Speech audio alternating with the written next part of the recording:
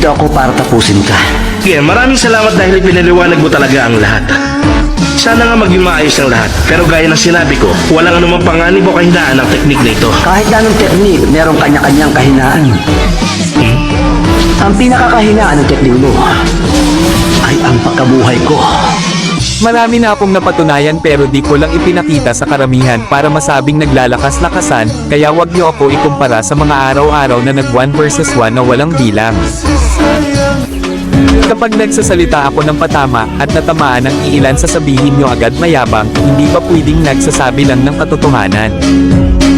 Una, hindi ako mayabang sa taong karapat dapat igalang. Pangalawa, gumalang ka kung gusto mong galangin ka ng iba, gaya ng iyong inaakala.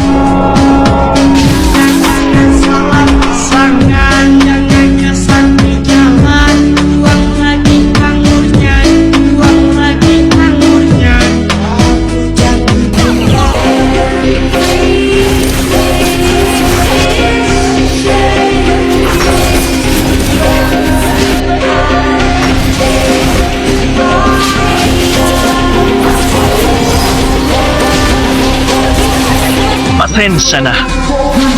Hindi pa ipinanganganak ang tatalo sa akin.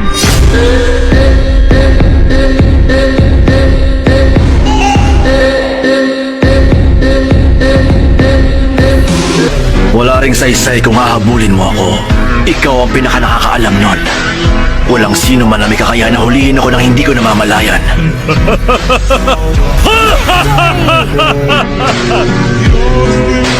Take